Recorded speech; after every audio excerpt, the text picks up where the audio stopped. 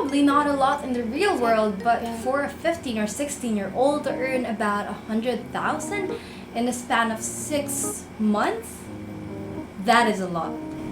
Hi everyone, how are you guys doing? I am Lynn. I am a 16-year-old student freelancer situated here in the Philippines, and welcome to my channel. Today we're going to talk about my freelancing business, my experiences, how I make money from it, how I started, and how you can do it too. So let's hop straight into the video. But first, what exactly is freelancing? Most of the times, freelancing is referred to as a contract-based profession wherein a person, as a freelancer, offers their services to a client. However, they are not tied down to an employer. So basically, they can have multiple clients at once. So maybe that solves a little bit in your brain to how freelancers earn a lot. So now let's talk about my journey, my experience. But of course, every situation is unique.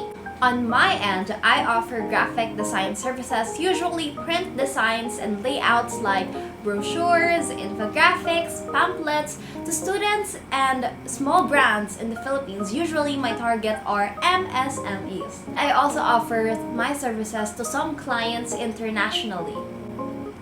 Also, I offer my ghostwriting services to students in the Philippines and blog owners. Of course, blog owners do a lot from their AdSense usually. I was starting out, my rates were very low because I only depended on my experience alone, and given my experience, I had no experience. Well, I was charging as low as 0.5, but it was definitely worth it because those 6 months and the 1 year consecutive that I got was my experience that I am using today to build my portfolio, because if you guys didn't know, I am actually studying to become a social media manager. My highest earnings monthly skyrocketed to about 30,000 pesos. I know perhaps in the real world it is just a fresh grad, but given me, it definitely wasn't bad. I was only able to promote my services to social media platforms because usually freelancing sites require freelancers to be at least the age of 18, basically legal age. I was around 15 or 16 years old, so technically I wasn't cut off for that, but luckily I found my sweet spot on social media platforms.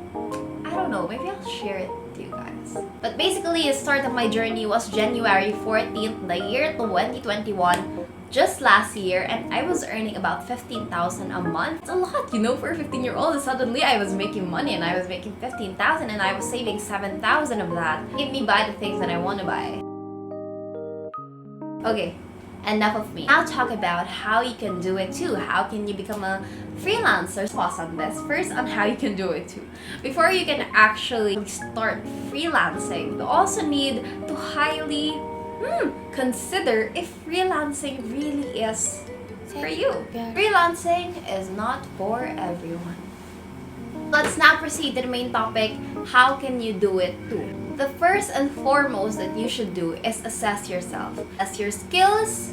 What services can you offer? For my tip, I suggest that you look for free online resources, especially if you're a minor and you don't have the capacity to fund yourself. There are a lot of sources for free informational videos, such as from YouTube, LinkedIn, Coursera if you apply for financial aid, Udemy. Also, if you want to dive in a little bit, I suggest that you go to freelancing sites like Fiverr, Upwork, then look for people who are looking for services. So if you see something that, oh my god, I can offer that service, go for it. Just need to look for a job that fits your skills, or sometimes if you don't even have a skill, I started talentless. Everything is learnable in freelancing. Find a skill that you can turn into service, and that is by assessing yourself. Remember though, I do have to insert this. In freelancing, you need to be strong mentally because freelancing is not for the weak. You need to be ready with the numerous rejections that you're going to get every single day. Second thing that you should do is you should build your identity. First of all, I want you to find your target audiences. Then look at your target audiences. on my end, my target audiences for students in the Philippines and internationally, MSMEs, brand owners, perhaps, blog article owners. These are very narrowed down, so I know what content I could post that could fit target audiences. But I'm gonna talk about this in a separate video. Also need to look at your overall brand identity.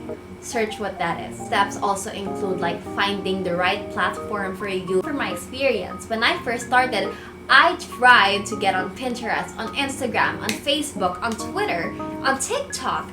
These 5 platforms that I wasn't able to manage all of them, that the other 4, aside from the Facebook, became dead platforms, dead accounts that will damage my business. What I do advise you to do is find at least 1 or maybe 2 or maybe 3 of what you can manage with your time. Pin down my attention on Facebook, gathered all my target clients there, I pitched it to them, and I found a few who were willing to try me even without my experience. You need to find the right platform for you because your target clients is not on every single platform. In building your identity, of course, you also need to build your profile. You want to ask yourself, what do you want to become? It's like your presence. I will make a separate video on this. A third thing that you should do is assess and construct the appropriate prices for you. I have to emphasize this. Every pricing is unique, just as its setter is. We vary in expertise and skills, in experience, in what we know, and so many other factors that will affect our pricing. For beginners though, if you still do not have clients, I suggest that you find test clients. For beginners, I do recommend you to use starting rate. So basically, the greater value you offer, the higher you should charge. Secret to premium clients. If you want premium clients, then I suggest you present yourself as a premium freelancer. Everything else that you have gathered for yourself as a freelancer, you now need to create your portfolio. Your portfolio will mirror who you are, what you offer, what you do, and how credible you are to serve your clients. Some of what you can put though are short summary, your career experience, very important, samples of your works, your philosophy statement, your pricing, of course, and your contact information. But there's a lot, and every portfolio is also unique. You have to make sure that your portfolio is unique, memorable, and the winning portfolio. Before I go in with the 5th and last step, I just have a reminder for every one of you guys. Don't push yourself too hard. Take it easy, especially if you're young. It's not a race. You should go at your separate pace. This is your reminder that as you are young, please enjoy yourself as much as you want. But of course, this is just a reminder from Lynn, a person from the internet, a random person. As for the last part, and probably one of the most important parts, you should market yourself. I believe in the ratio of 25% product and 75% market. It's because people can change the way a product looks like by just enhancing the way it is marketed. It's not even a word, marketed. Basically, you have to reach out to your target audience and learn how to build your online presence in this digital age of information. Make use of platforms such as Instagram, TikTok, and Facebook for you to reach your target audience. But what's better than reaching your target audiences and your potential clients? It's your potential clients reaching out to you. Honestly, that's the best feeling ever. There it is. I want to remind you that, okay, a lot of freelancers fall because they don't follow this. Freelancing, you have to remember that there is no end game. There is no complacent goal. So what do I mean by that?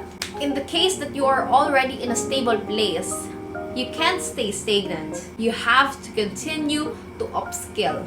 Because in freelancing, nothing is stable. You have to be a better person than you were yesterday.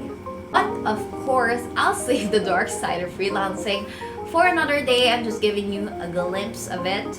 Anyhow, for aspiring freelancers out there, I'm rooting for you, especially my fellow teens. Kaya natin yan. If you have reached the end of this video, thank you so much for listening. I am Lynn. I am a 16 student freelancer on the internet. I am not a coach, but just sharing my experiences and how I think you can do it too. And thank you so much guys for listening. I hope you learned something from this video. Bye! What if hindi naka-record? Iyak na ako.